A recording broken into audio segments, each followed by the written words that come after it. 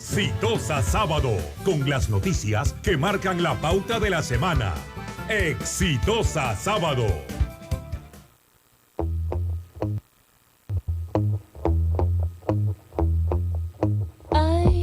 Muy buenas tardes, amigos, son ya 3:02 de la tarde, empezamos con Exitosa Sábado y de 3 a 6 de la tarde nos va a acompañar Cari Saldaña con la información no solamente de coyuntura, sino también con los datos que merecemos saber en esta temporada de preocupación por el COVID-19 para estar en casa bien cuidados con la familia. Así que vamos a empezar de inmediato con la primera entrevista que va a abordar sobre la educación, exactamente sobre los niños de nivel primaria. Los niños. Definitivamente en estas circunstancias en las que las clases a distancia son más difíciles, quizás con mayor protagonismo de los padres, es necesaria la intervención de un profesional que nos permita pues guiar a nuestros niños. Y por ello vamos a conversar con Lenka Neira Rueda, quien es vocera de la Asociación de Nidos y Guarderías Privados. Muy buenas tardes, Lenka, ¿cómo estás? ¿Cómo estás? Buenas tardes, Cari, mucho gusto. Acá al programa Exitosa Sábado. Gustoso de escucharte y de hablar sobre un tema bastante importante, porque tengo entendido, y te lo voy a decir de forma general, que muchos padres, por ejemplo, de niños de 1 año, 4, 5, han decidido no continuar con las clases virtuales, porque consideran que es una pérdida de dinero, porque consideran que pueden en casa los papás, digamos, llevar a cabo las actividades para su crecimiento. ¿Es o no es así? ¿Es importante la guía de un profesional, así sea de manera distante, virtual, para los niños en cuanto a nidos y guarderías? Claro, Cari, mira, en realidad nosotros, ¿no? Como profesionales, ¿no? Que atendemos y trabajamos por la primera infancia, ¿no? Tenemos una preocupación enorme por la crisis en que actualmente está la educación inicial.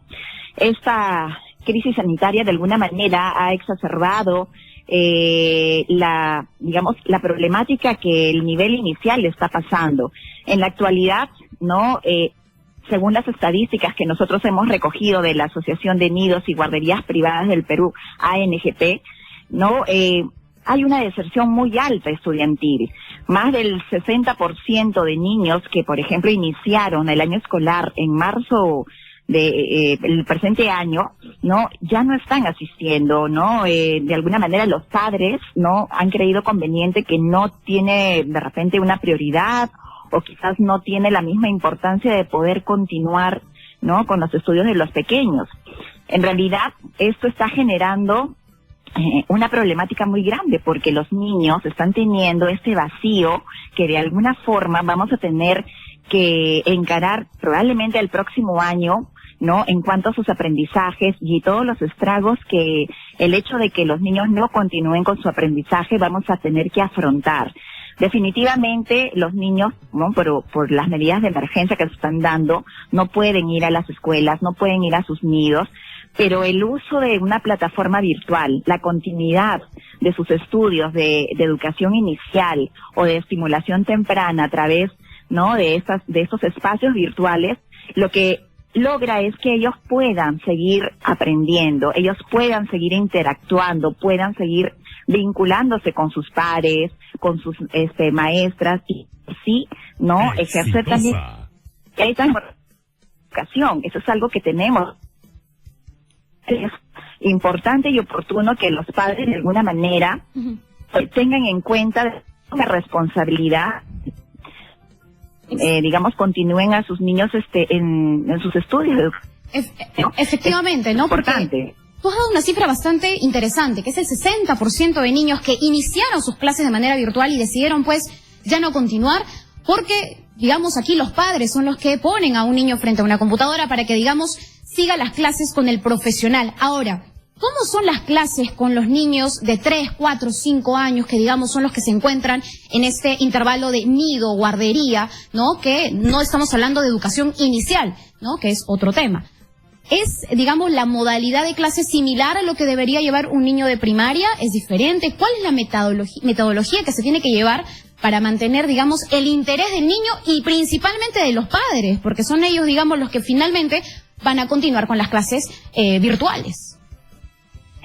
Mira, Cari, en realidad, para todos los docentes, en los distintos niveles, las clases virtuales, la educación a distancia es todo un reto.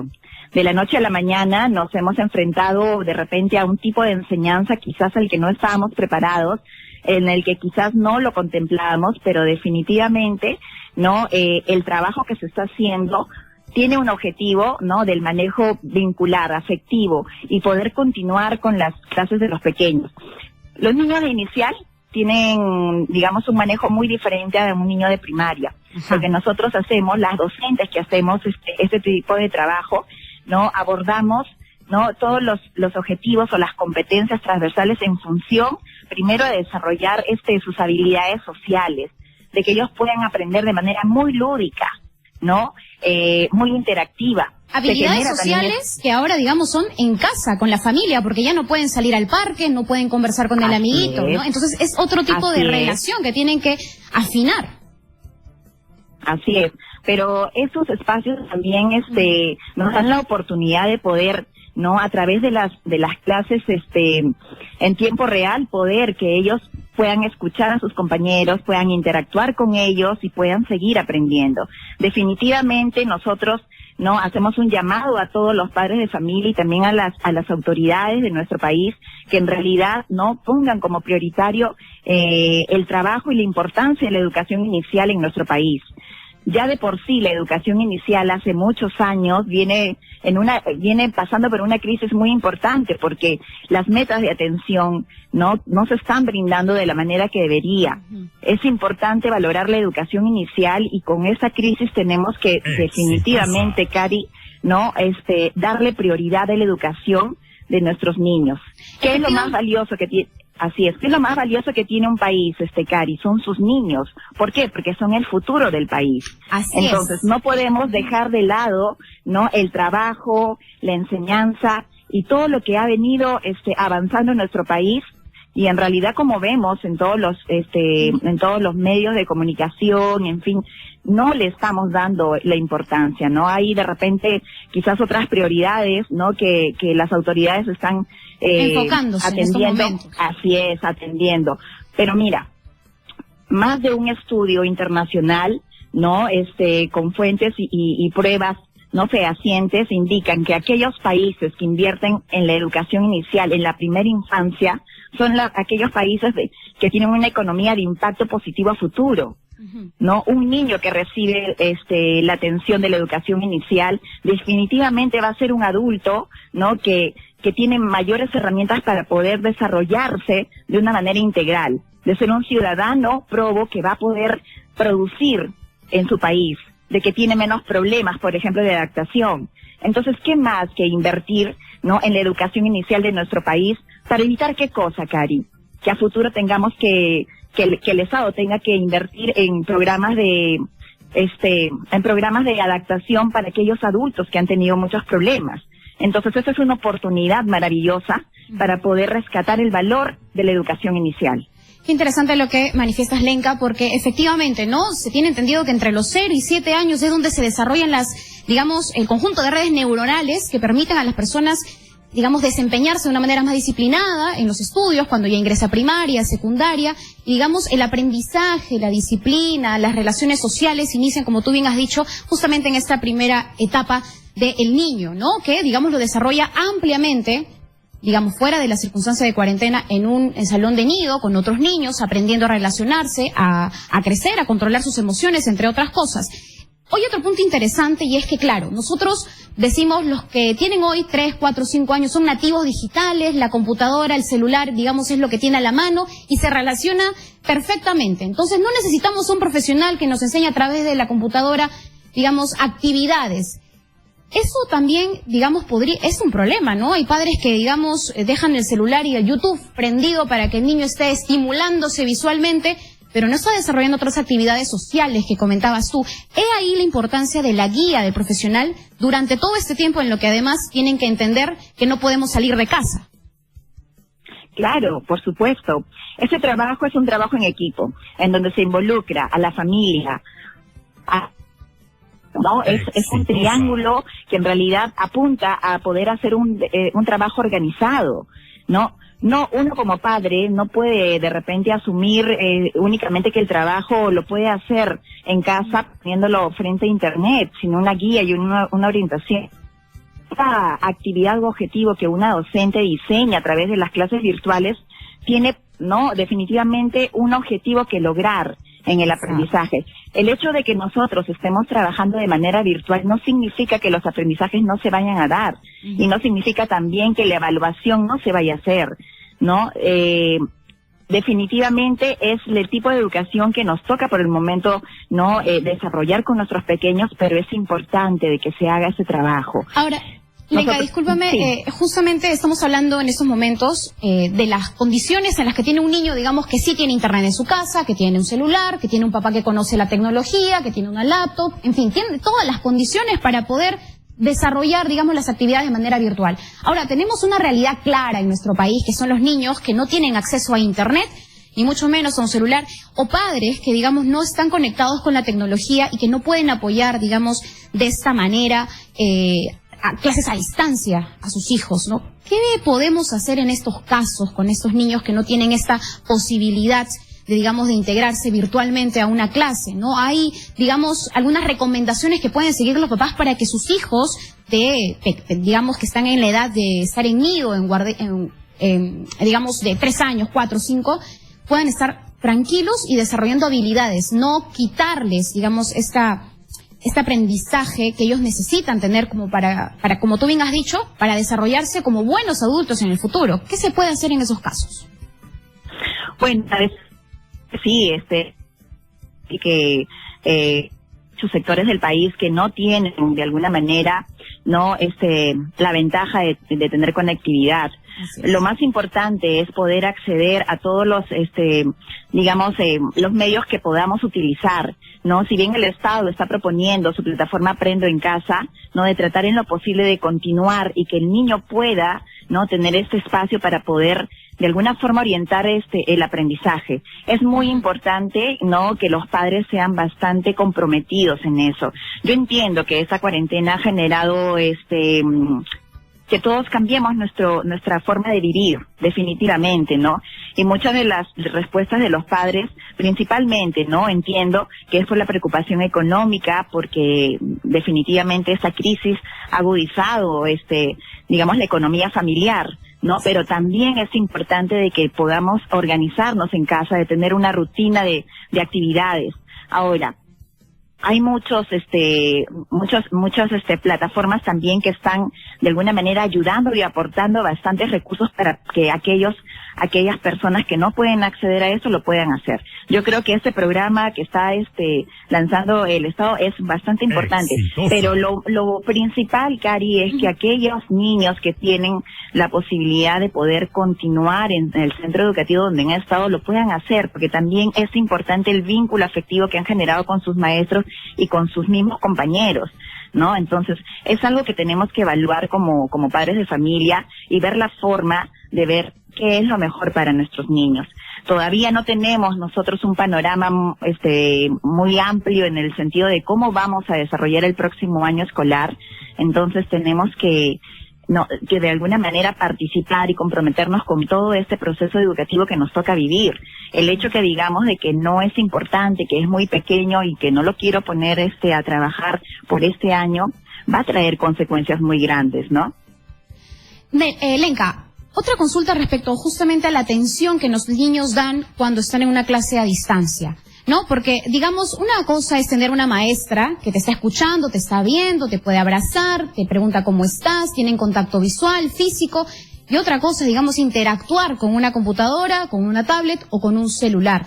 Ustedes como profesionales, ¿no? ¿Cuál es la técnica que recomiendan quizás a los padres que nos están escuchando en estos momentos para mantenerlos atentos durante estas clases? Porque ¿cuánto tiempo duran las clases a distancia para un niño de nido, por ejemplo, para calcular?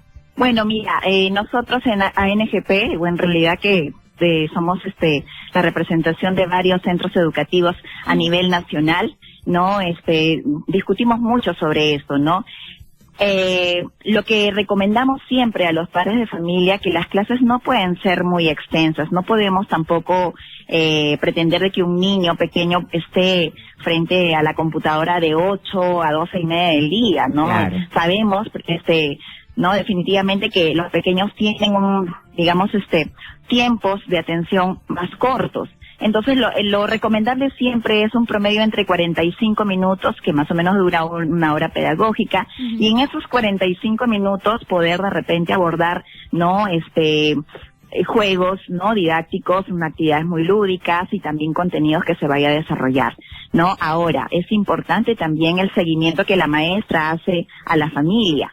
Entonces, muchas de las instituciones, ¿no? que siguen trabajando de manera virtual, lo que hacen es videollamadas, ¿no? de la maestra hacia los padres de familia, para que ellos de repente nos puedan contar un poco más cómo están trabajando en casa, qué inconvenientes tiene, cómo el niño se está desenvolviendo, ¿no? Si hay una motivación o qué dificultades puede haber tenido. Obviamente tenemos que comprender que todos nos estamos adaptando a esa nueva modalidad de enseñanza. Entonces, en ese aprendizaje involucramos a todos, ¿no? A la familia completa, ¿no? Muy bien, Lenka. En todo caso, lo que nos comenta es que los profesionales recomiendan que sean 45 minutos al día, digamos, en el que el niño está con un dispositivo electrónico recibiendo las clases.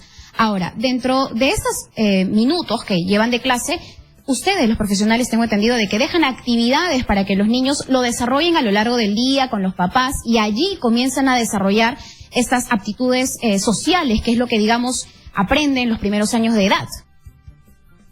Así es, claro. Por ejemplo, también una herramienta que nos ayuda mucho son algunas clases grabadas por las maestras, donde hay ciertas recomendaciones, donde podemos hacer un trabajo, ¿no? Ya en casa, de repente en horarios que son mucho más disponibles, ¿no? Y que aborden, por ejemplo, también trabajo de cooperación familiar. Algo que nosotros tenemos que aprovechar con toda esa coyuntura en donde nuestros niños están en casa es eso, ¿no?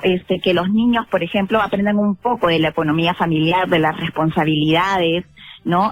Algo que de repente, por ejemplo, no se hacía antes, ¿no? Tenemos que enseñar a nuestros niños que sean autónomos, ¿no? Y que ellos también puedan organizar sus actividades o sus pequeñas tareas.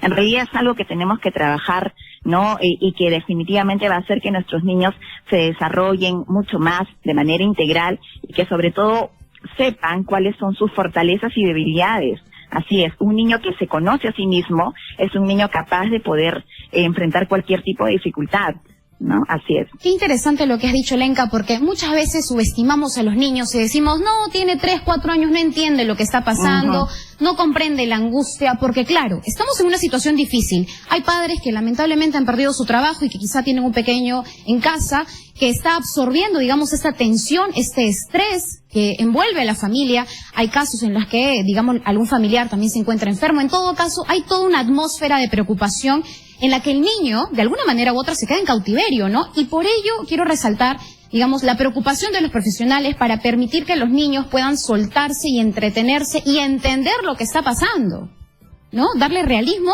a la edad que tienen. Eso es lo que justamente recalcabas hace un momento. Así es. Definitivamente nuestros pequeños también necesitan un soporte emocional, ¿no? Lo que nosotros hacemos como profesionales es generar esos espacios, ¿no? A través de las videollamadas. Y la comunicación con la familia es muy importante. Tenemos que entender que ellos están en un periodo de confinamiento muy largo. Exacto. Entonces estamos recortando mucho, por ejemplo, de sus actividades cotidianas, como salir, ver actividades motrices, ¿no? Rehabilitación también. Entonces tenemos que hacer un trabajo junto, ¿no? Y para eso cercana con gente, ¿no? Claro, Lenka, por favor, en todo caso podríamos dar, una recomendación a los padres, porque has dado, y quiero repetir la cifra, del 60% de niños que iniciaron sus clases en marzo, hoy ya no están más llevando las clases virtualmente, y esto, hay que decirlo, es enteramente responsabilidad de los papás, porque ellos son, los que definen las actividades que van a tener sus hijos, ¿no? Y la importancia de que ellos continúen llevando esta guía profesional para desarrollar sus actitudes y aptitudes también. Así es. Mira, Cari, nosotros en ANGP estamos bastante preocupadas como pedagogas de cómo vamos a enfrentar la educación de nuestros niños pequeños. Actualmente, en el Perú son aproximadamente 11.237 centros educativos privados a nivel nacional y más de 42.000 centros educativos inicial a nivel estatal. El Perú tiene un promedio de 3 millones de niños de 0 a 5 años y en realidad esa crisis, ¿no?, de alguna manera ha visto que los pequeños son los más afectados y no necesariamente por el tema del contagio, sino por las consecuencias que vamos a tener que afrontar en su aprendizaje, ¿no?, y en su salud emocional. Muchos de nuestros niños, por ejemplo, tienen mucho miedo de salir y eso es comprensible. Sí. Entonces nosotros tenemos la responsabilidad enorme, ¿no?, de ser ese soporte y hoy le digo a los papás, ¿no?, tenemos la enorme responsabilidad de tratar de organizar nuestra vida, esta nueva, digamos, esta nueva normalidad a la que nos tenemos que acostumbrar, pero una de las prioridades más importantes es que nuestros niños continúen. Si hemos traído un niño al mundo es para poder ofrecerle todo lo mejor. Sé que hay momentos muy difíciles y este es uno de ellos por el cual está pasando nuestro país, pero ellos no tienen el derecho a seguir estudiando. Hagamos todo lo posible porque esta crisis saque lo mejor de todos los peruanos y definitivamente protejamos a la infancia de nuestro país. No hay mejor tesoro que puede tener un país que a sus niños. Muy bien, muchas gracias por la información. Lenka Neira Rueda, quien es vocera de la Asociación de Nidos y Guarderías de Nivel Inicial. Muchas gracias, Lenka, por la información. Muchas gracias a ti. Bueno, definitivamente, no hay que continuar con la educación en casa. Los niños son prioridad, no solamente de la familia, sino también del país. Como bien ha dicho la especialista, ¿no? Es necesario continuar con esta educación para poder tener mejores adultos en el futuro, desarrollar estas aptitudes sociales. Son 3 millones de niños, ha dicho, que hoy están involucrados en esta situación y los padres son los responsables de mantener esta educación y darle lo mejor a sus hijos.